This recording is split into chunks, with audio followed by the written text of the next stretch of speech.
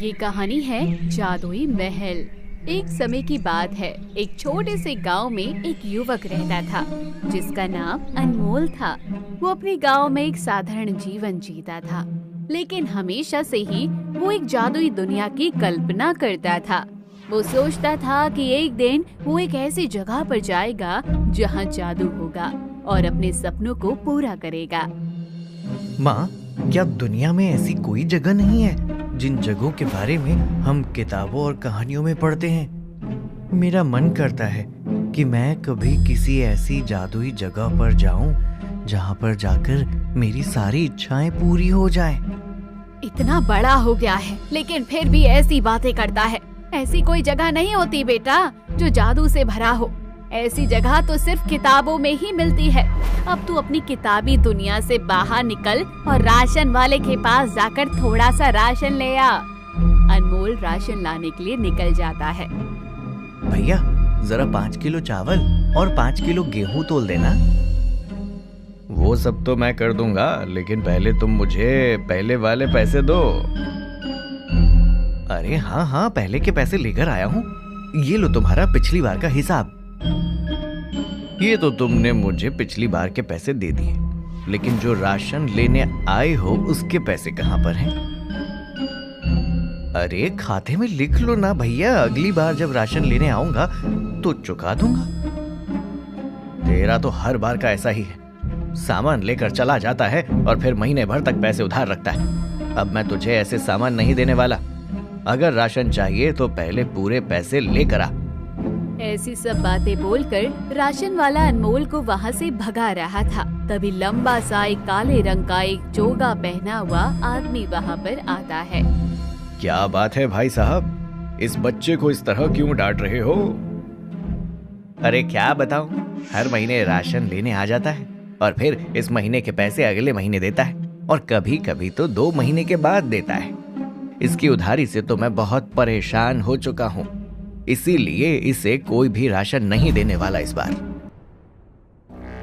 अरे क्या भाई साहब, तुम भी, बच्चे की कोई मजबूरी होगी और तुम्हारे ये पैसे लेकर कहीं भाग थोड़ी रहा है। बोल तो रहा है कि तुम्हारे पैसे चुका देगा, तो परेशानी क्या है? नहीं नहीं नहीं, कुछ भी बोले, मैं इसे राशन नहीं देने वाला। तुम तो बड़े निर्दयी हो भैया, लेकिन मैं तुम जैसे निर्दयी नहीं हो सकता। इस बच्चे के राशन के पैसे मैं दे देता हूँ। अरे नहीं काका, नहीं, आप मेरे राशन के पैसे क्यों दोगे? मैं तो आपको जानता भी नहीं हूँ, तो आपसे मदद कैसे ले सकता हूँ? मदद नहीं ले सकते, लेकिन उधार तो ले सकते हो। मैं यहाँ पर आज ही रहने के लिए आया हूँ और अगर मुझे तुम जैसे अच्छे पड़ोसी मिल जाएंगे तो अच्छा रहेगा। एक अच्छे पड़ोसी के नाते बस तुम्हारी मदद करना चाहता हूँ। तुम ये पैसे मुझे बाद में आराम से चुका देना। वो आदमी अनमोल की मदद करता है तो अनमोल उससे बहुत प्रभावित हो जाता है। वो राशन लेकर अपने घर की तरफ बढ़ता है तो वो आदमी भी उसके साथ साथ चलने लगता है। आपका घर भी इसी तरफ है क्या काका? हाँ, मेरा घर इसी तरफ है। दोनों चलते जाते हैं तो वो आदमी अनमोल के बाजू वाले घर में जाने लगता है। अच्छा, तो आपने ये वाला घर खरीदा है? इसके बगल वाला घर मेरा ही तो है। तब तो मैं आपसे आसानी से मिल सकता हूँ और आपका उधार भी चुका सकता हूँ। उधार की तुम चिंता मत करो बेटा, उधार तो धीरे धीरे चुक जाएगा। लेकिन अगर तुम्हें जादू सीखना हो तो तुम निसंकोच मेरे पास आ सकते हो। मैं तुम्हें जादू सिखाऊंगा। अनमोल को तो पहले से ही जादू और जादुई दुनिया के बारे में जानने की बड़ी दिलचस्पी थी और जब उसे पता चला कि वो आदमी एक जादूगर है तो उसकी जादू सीखने की उत्सुकता और बढ़ गई। उसने अपनी माँ को राशन ला कर दिया और अगले दिन सुबह सुबह वो जादूगर के घर के बाहर पहुंचकर उसके दरवाजे को खटखटाने लगा। अरे इतनी सुबह सुबह घर के बाहर कौन आया है? जादूगर आकर दरवाजा खोलता है। अरे अनमोल, तुम आओ आओ, घर के अंदर आओ। जादूगर अनमोल को अपने घर के अंदर लेकर जाता है तो उसका घर बहुत ही सुंदर था और जगह जगह जादुई चीजों से घर को सजाया हुआ था। जादूगर अनमोल के लिए चाय बनाकर लाया तो अनमोल ने कहा, आपने कल कहा था ना कि अगर मुझे जादू सीखना हो या जादुई दुनिया के बारे में जानना हो तो मैं आपके पास आ सकता हूँ। मुझे हमेशा से ही जादुई दुनिया के बारे में जानने की बड़ी उत्सुकता रही है, इसीलिए मैं आपसे जानना चाहता हूँ कि इस दुनिया में सचमुच ऐसी कोई जगह होती है जो जादुई हो और मेरी हर इच्छाएं पूरी कर सके। हाँ हाँ बिल्कुल, इस दुनिया में ऐसी बहुत सारी जगह हैं, लेकिन तुम्हारी ऐसी कौन सी इच्छा है जिसे तुम्हें पूरा करना है? वैसे तो मेरे पास बहुत सारी इच्छाएं हैं जिन्हें मैं पूरा करना चाहता हूँ, लेकिन उनमें से सबसे बड़ी इच्छा मेरी गरीबी को दूर करना है। बचपन में पिताजी चल बसे थे, जिसके बाद माँ ने ही घर को संभाला, लेकिन अब मैं चाहता हूँ कि मेरे पास ढेर सारा पैसा आ जाए और मैं अपनी माँ को एक अच्छी जिंदगी दे पाऊँ। तुम्हारे विचार तो बहुत ही नेक हैं अनमोल, तुम चिंता मत करो, तुम्हारी इच्छा जरूर पूरी होगी। एक ऐसा जादुई महल है जो एक पहाड़ी पर स्थित है। गांव से थोड़ी दूरी पर तुम्हें वो महल मिल जाएगा। उसकी जादुई शक्तियां असीम हैं। अगर तुमने उस महल में जाकर कुछ भी मांगा तो उसकी जादुई शक्तियां तुम्हें वो जरूर देंगी। वाह, ये तो अविश्वसनीय है। मैं उस महल को देखना चाहता हूँ। मैं उस महल में जाकर अपनी सारी इच्छाएं पूरी करना चाहता हूँ। अनमोल, मैं तुम्हें जादुई महल तक जाने का रास्ता बताऊंगा, लेकिन पहले मैं तुम्हें बताना चाहता हूं कि ये रास्ता बहुत ही कठिन होगा। तुम्हें कई खतरों का सामना करना पड़ेगा और तुम्हें अपनी बुद्धिमत्ता और साहस का उपयोग करना होगा। मैं तैयार हूं जादूगर काका, मैं जादुई महल तक जाने के लिए कुछ भी करूंगा। ठीक है अनमोल, ये लो जादुई महल में जाने का नक्शा। तुम्हें जब भी किसी कठिनाई का सामना करना पड़े और तुम्हें ऐसा लगे कि तुम ये नहीं कर पाओगे तो मुझे याद कर लेना। मैं उसी समय वहां पर आ जाऊंगा, लेकिन तुम इसका प्रयोग सिर्फ एक बार कर सकते हो, क्योंकि मैं तुम्हारी मदद के लिए वहां पर सिर्फ एक ही बार आ सकता हूं। ठीक है जादूगर काका, मैं ध्यान रखूंगा। अनमोल नक्शे को देखते देखते जादुई महल के रास्ते पर निकल जाता है। वो एक ऊंची पहाड़ी पर पहुंचता है, जहां पर एक गुफा थी, जिसे पार करके उसे आगे का रास्ता तय करना था। अनमोल गुफा में प्रवेश करता है और अपने चारों ओर देखता है। अनमोल बहुत खुश था कि उसने गुफा में प्रवेश कर लिया है और जादुई महल के रास्ते पर आगे बढ़ रहा है। लेकिन तभी गुफा का प्रवेश द्वार एक बड़ी चट्टान से बंद हो जाता है और गुफा में अंधेरा छा जाता है। अरे ये क्या हुआ? गुफा का प्रवेश द्वार कैसे बंद हो गया? अनमोल ने अपने चारों ओर देखा, लेकिन अंधेरे में कुछ भी नहीं दिखाई दे रहा था। तभी उसे एक अजीब सी आवाज सुनाई देती है जो गुफा में गूंज रही थी। ये कैसी आवाज है? कौन है यहाँ? तुम्हारा नाम अनमोल है ना? तुम जादुई महल की तलाश में आए हो? तुम मेरा नाम कैसे जानते हो और आखिर तुम हो कौन? मैं इस गुफा का रक्षक हूँ और गुफा के अंदर आने वाले हर व्यक्ति का नाम मुझे पहले से पता चल जाता है। अच्छा, अगर तुम गुफा के रक्षक हो तो तुम मुझे जादुई महल के रास्ते पर जाने से रोकना चाहते हो? नहीं अनमोल, मैं तुम्हें जादुई महल के रास्ते पर जाने से नहीं रोकना चाहता, लेकिन तुम्हें पहले मेरी एक परीक्षा पास करनी होगी। अगर तुम परीक्षा पास करोगे तो मैं तुम्हें जादुई महल के रास्ते पर जाने की अनुमति दूंगा। तुम पहले खुद को साबित करो कि तुम जादुई महल में प्रवेश करने के लायक हो। ठीक है, मैं तैयार हूँ। मुझे बताओ परीक्षा क्या है? परीक्षा ये है कि तुम्हें गुफा में एक छोटी सी चीज ढूंढनी होगी।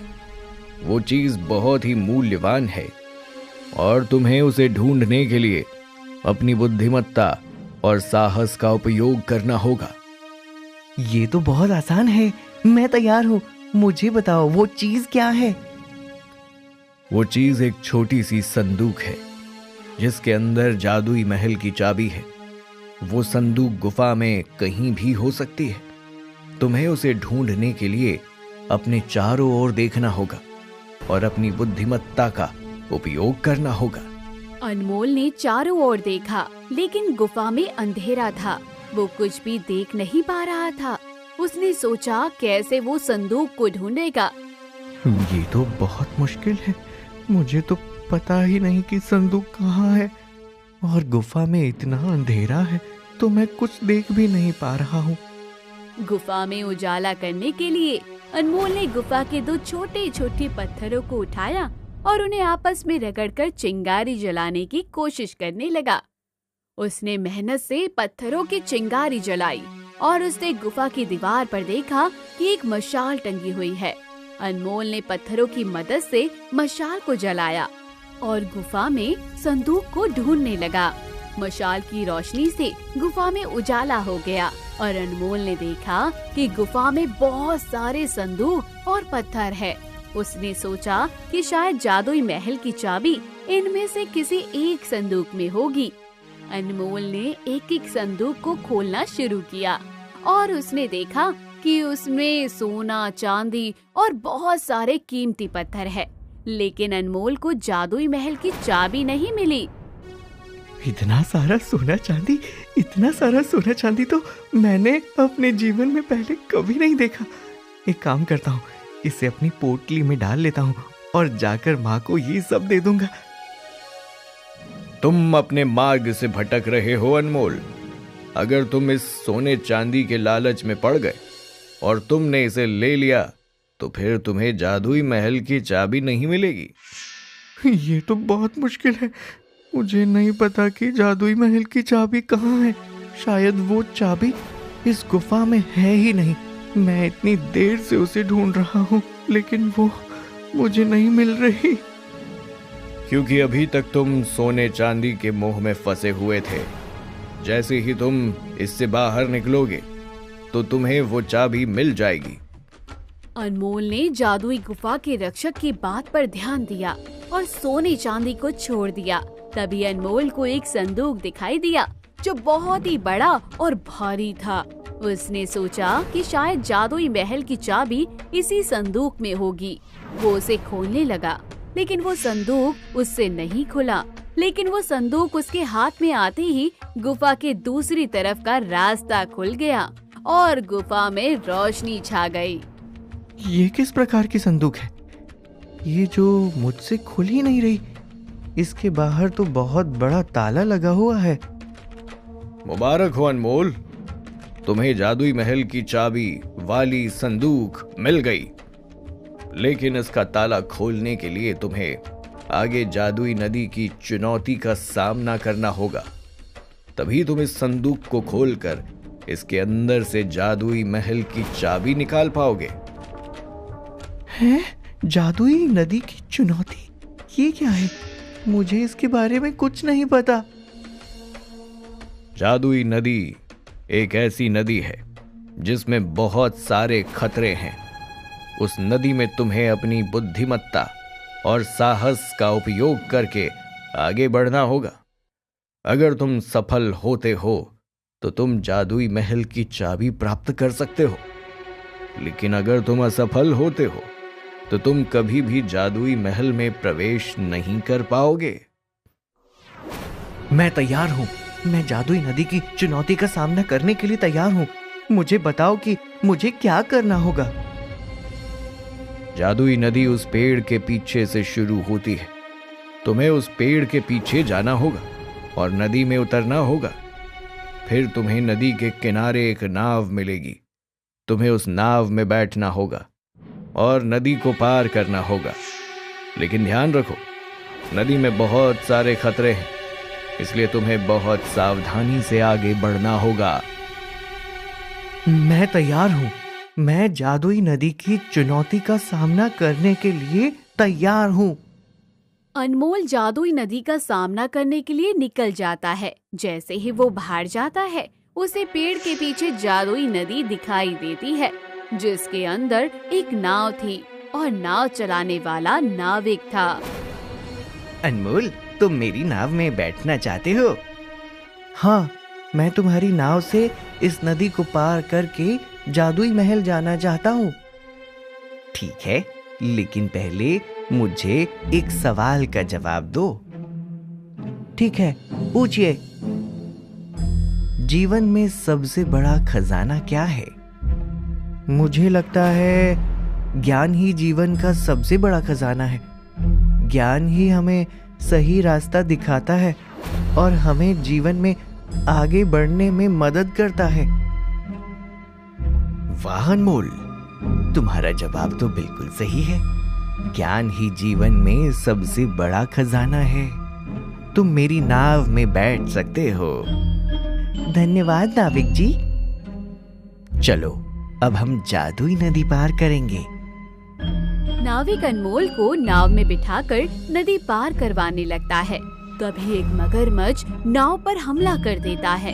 अनमोल और नाविक बहुत डर जाते हैं। हमें जाने दो, हमें मत खाओ। मैं तुम दोनों में से किसी एक को छोड़ सकता हूँ। अगर तुम नाविक के प्राण बचाने के लिए अपने प्राण दे सकते हो तो मैं उसे छोड़ दूंगा। अनमोल थोड़ी देर सोचता है, फिर कहता है, ये नाविक तो मेरी वजह से ही नदी में आगे बढ़ा है। इसमें इसकी कोई गलती नहीं, मेरी ही गलती है। तो तुम मुझे ही खा लो और इसे छोड़ दो। अनमोल के इतना कहते ही वो मगरमच्छ एक चाबी में बदल जाता है। तुम एक नेक दिल इंसान हो। तुमने अपनी जान की परवाह न करते हुए नाविक की जान बचाई, इसलिए मैं तुम्हें जादुई संदूक की चाबी देता हूँ। ये संदूक खोलते ही तुम्हें जादुई महल की चाबी मिल जाएगी। वाह अनमोल, तुमने अपनी जान की परवाह ना करते हुए मेरी जान बचाई। तुम एक बहुत अच्छे ही इंसान हो। मेरी जान बचाने के लिए तुम्हारा शुक्रिया। ये तो मेरा कर्तव्य था नाविक जी। अब चलिए जादुई संदूक को खोलते हैं और जादुई महल की चाबी प्राप्त करते हैं। अनमोल उस चाबी से संदूक को खोलता है और उसके अंदर एक चमकती हुई चाबी दिखाई देती है। अनमोल उस चाबी को लेता है और नाव से उतरता है। सामने ही जादुई महल था, जो अपनी सुंदरता और चमक से अनमोल को आकर्षित कर रहा था। अनमोल जादुई महल की ओर बढ़ता है और महल के दरवाजे पर पहुंचता है। वहाँ एक बड़ा सा ताला लगा होता है, जिसे अनमोल जादुई महल की चाबी से खोलता है।